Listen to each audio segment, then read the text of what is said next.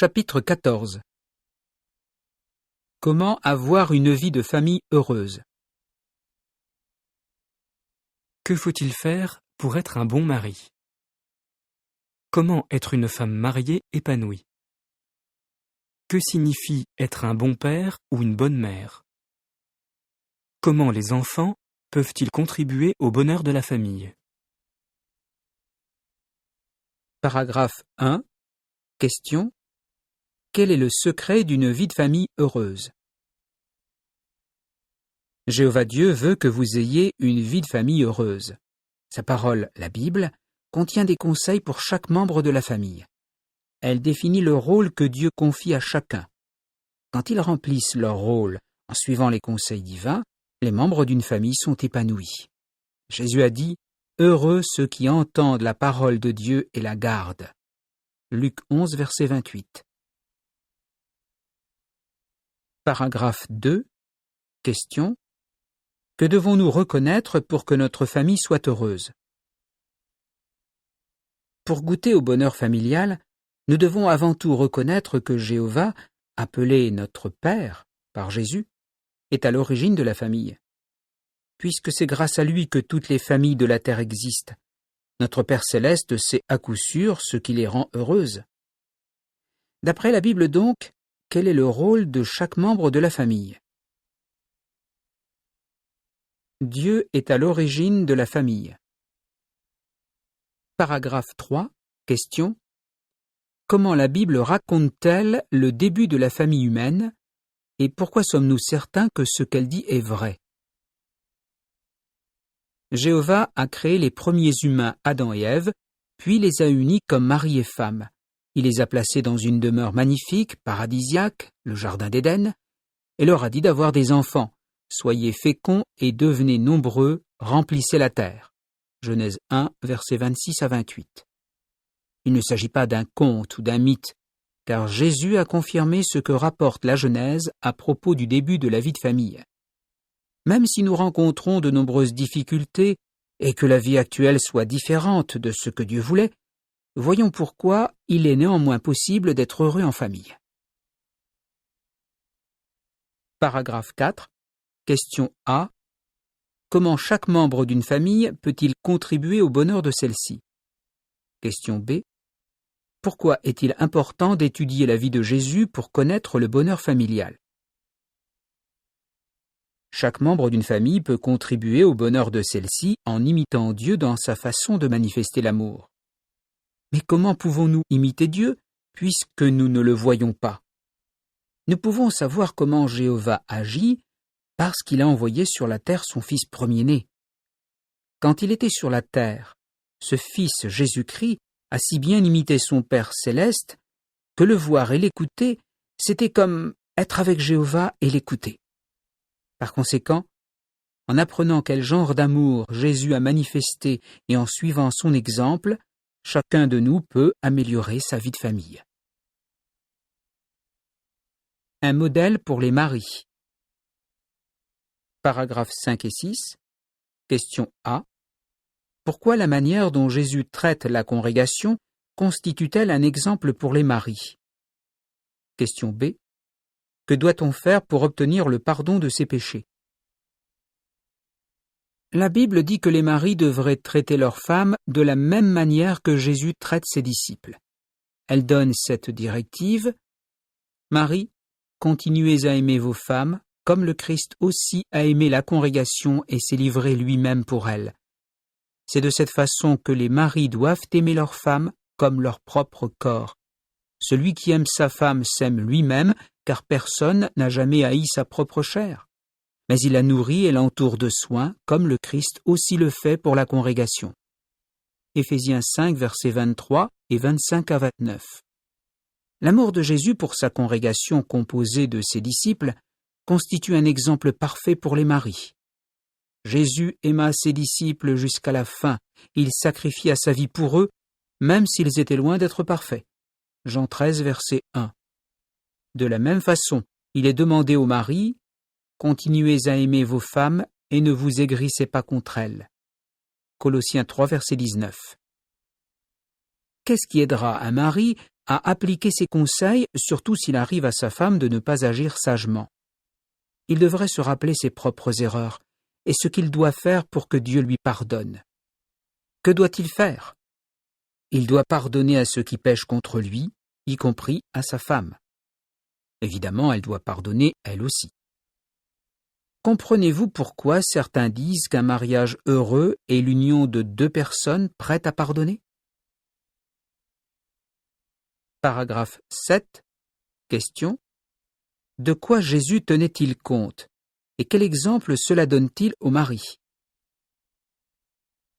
Les maris devraient remarquer également que Jésus a toujours fait preuve de considération envers ses disciples. Il tenait compte de leurs limites et de leurs besoins physiques.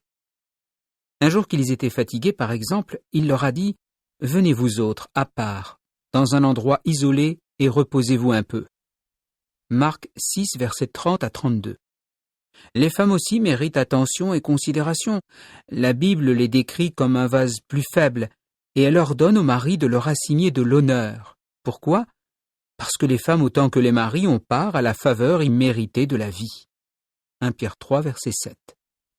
Les maris ne devraient pas oublier que c'est la fidélité, et non le fait d'être un homme ou une femme, qui rend précieux aux yeux de Dieu. Paragraphe 8. Question A. Pourquoi peut-on dire qu'un mari qui aime sa femme s'aime lui-même? Question B. Que signifie être une seule chair pour un mari et sa femme?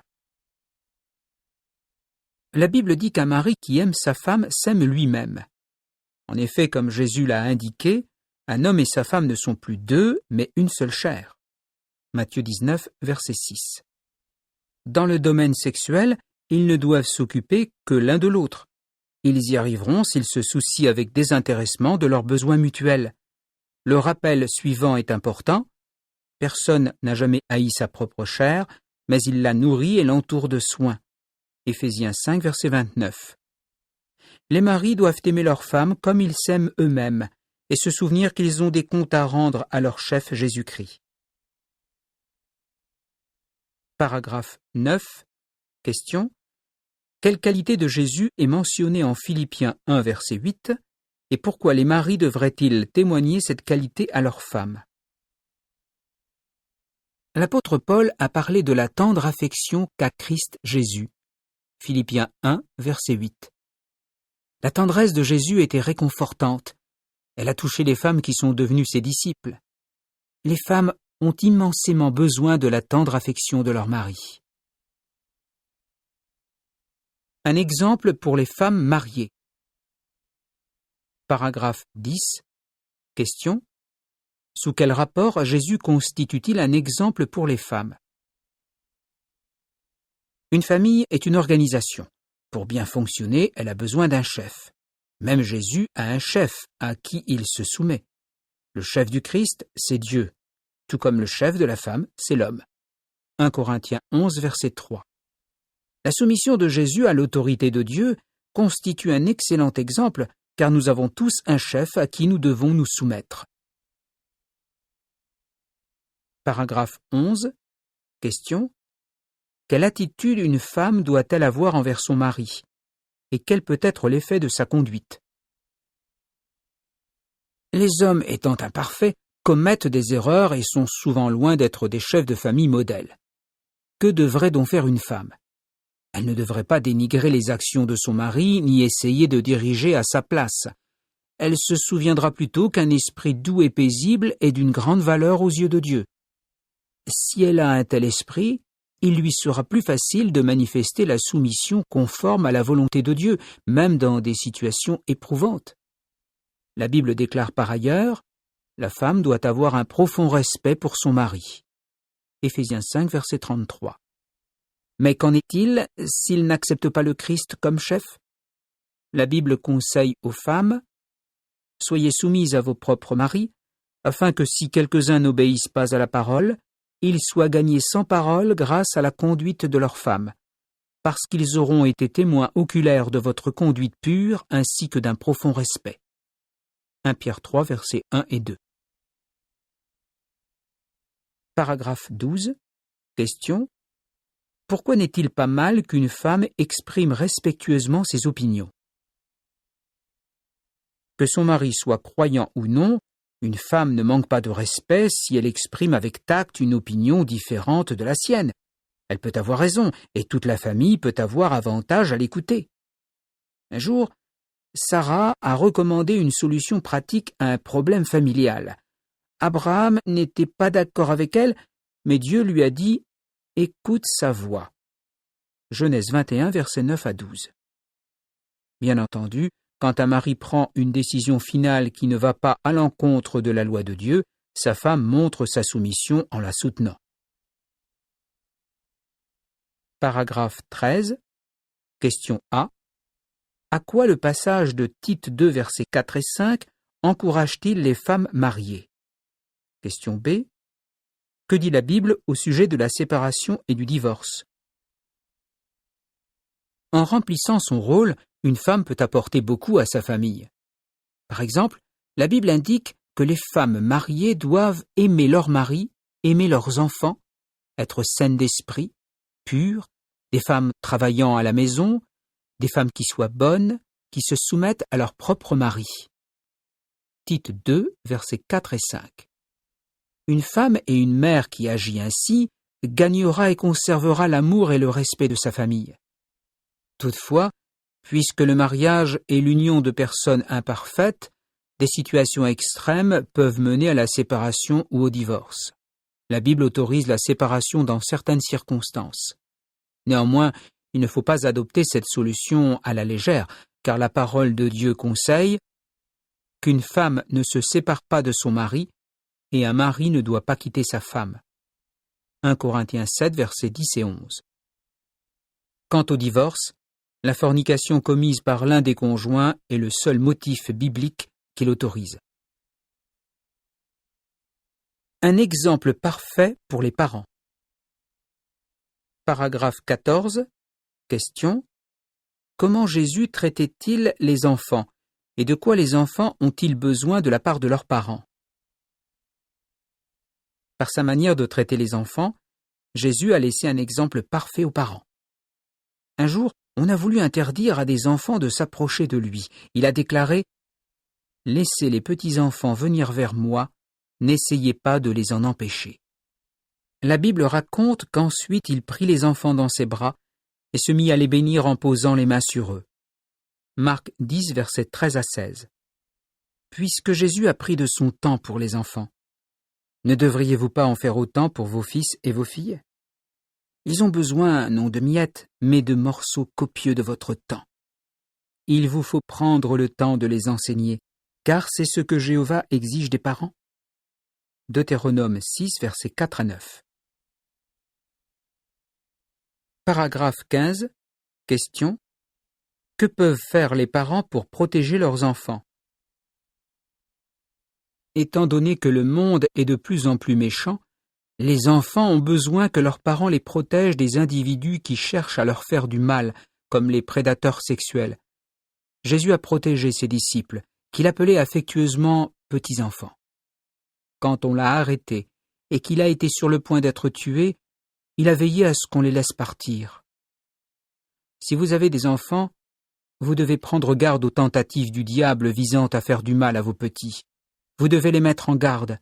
Jamais leur sécurité physique, spirituelle et morale n'a été autant menacée. Paragraphe 16. Question. Que peuvent apprendre les parents de la manière dont Jésus s'est comporté face aux imperfections de ses disciples? Le soir qui a précédé la mort de Jésus, les disciples se sont disputés pour savoir lequel d'entre eux était le plus grand. Au lieu de se mettre en colère contre eux, Jésus les a une nouvelle fois fait réfléchir avec amour par ses paroles et son exemple. Si vous avez des enfants, voyez-vous comment vous pouvez suivre l'exemple de Jésus quand vous les corrigez? Il est exact qu'ils ont besoin de discipline. Mais vous devez la leur administrer dans une juste mesure et jamais sous le coup de la colère. Jérémie 30, verset 11. Vous ne voudrez pas parler inconsidérément comme avec des coups d'épée. Proverbe 12, verset 18. Vous devez discipliner vos enfants de telle façon que par la suite, ils se rendent compte que c'était justifié. Un modèle pour les enfants. Paragraphe 17. Question. Sous quel rapport Jésus a-t-il laissé un exemple parfait aux enfants? Les enfants peuvent-ils tirer profit de l'exemple de Jésus? Tout à fait. Jésus a montré par sa conduite comment les enfants doivent obéir à leurs parents. Comme le Père m'a enseigné, moi je dis ces choses, a-t-il déclaré. Il a ajouté, « Je fais toujours les choses qui lui plaisent. » Jean 8, versets 28 et 29. Jésus obéissait à son Père céleste. La Bible recommande aux enfants d'obéir à leurs parents. Éphésiens 6, versets 1 à 3. Même s'il était parfait, Jésus, quand il était enfant, obéissait à ses parents humains, Joseph et Marie, qui étaient imparfaits. Cela a sans aucun doute contribué au bonheur de tous les membres de sa famille. Paragraphe 18. Question. Pourquoi Jésus a-t-il toujours obéi à son Père céleste? Et qui se réjouit quand les enfants obéissent à leurs parents? Les enfants peuvent-ils trouver des moyens de ressembler davantage à Jésus et de réjouir leurs parents? Ils ont parfois du mal à obéir à leurs parents, mais Dieu veut qu'ils le fassent. Jésus a toujours obéi à son Père céleste, même dans les difficultés. Un jour, alors que la volonté de Dieu était qu'il accomplisse une chose particulièrement difficile, il a dit « Écarte cette coupe, cette exigence, de moi. » Néanmoins, il a fait ce que Dieu demandait, car il était conscient que son Père savait ce qui était le mieux. Luc 22, verset 42. En apprenant à obéir, les enfants réjouiront beaucoup leurs parents et leur Père céleste. La note ajoute, c'est uniquement dans le cas où son père ou sa mère lui demanderait de transgresser la loi de Dieu qu'un enfant pourrait désobéir. Fin de la note. Paragraphe 19. Question A. Comment Satan tente-t-il les enfants? Question B. Quelles conséquences le mauvais comportement des enfants peut-il avoir sur leurs parents? Le diable a tenté Jésus. Nous pouvons être sûrs qu'il est déterminé à inciter aussi les jeunes à mal agir. Il se sert de l'influence de l'entourage, à laquelle il est quelquefois difficile de résister. Il est par conséquent indispensable que les enfants ne fréquentent pas des personnes qui commettent le mal. Dina, la fille de Jacob, fréquentait des personnes qui n'adoraient pas Jéhovah, ce qui a eu bien des conséquences douloureuses. Pensez à quel point votre famille souffrirait si l'un de vous succombait à l'immoralité sexuelle. Le secret du bonheur familial. Paragraphe 20. Question. Que doit faire chaque membre d'une famille pour que celle-ci soit heureuse? Une famille surmontera plus facilement ses difficultés si elle applique les conseils de la Bible. En fait, l'application de ces conseils est le secret du bonheur familial. Par conséquent, Marie, aimez votre femme et traitez-la comme Jésus traite sa congrégation. Femme, soumettez-vous à l'autorité de votre mari et suivez l'exemple de la femme capable décrite en Proverbe 31, versets 10 à 31. Parents, éduquez vos enfants. Pères, présidez de belle façon votre maisonnée. Enfants, obéissez à vos parents. Aucun membre de la famille n'est parfait. Tous commettent des erreurs. Soyez donc humbles. Demandez-vous pardon les uns aux autres. Paragraphe 21. Question. Quelles perspectives merveilleuses nous attendent? Et comment pouvons-nous connaître dès maintenant une vie de famille heureuse? En vérité, la Bible contient de nombreuses instructions précieuses à propos de la vie de famille. Elle parle aussi du monde nouveau de Dieu et d'un paradis sur la terre peuplé de gens heureux qui adoreront Jéhovah. Quelle perspective merveilleuse! Dès maintenant, nous pouvons connaître une vie de famille heureuse en appliquant les instructions de Dieu contenues dans sa parole. Ce que la Bible enseigne. Les maris doivent aimer leur femme comme leur propre corps. Éphésiens 5, versets 25 à 29. Les femmes doivent aimer leur famille et respecter leur mari. Tite 2, versets 4 et 5. Les parents doivent aimer, enseigner et protéger leurs enfants. Deutéronome 6, versets 4 à 9. Les enfants doivent obéir à leurs parents. Éphésiens 6, versets 1 à 3.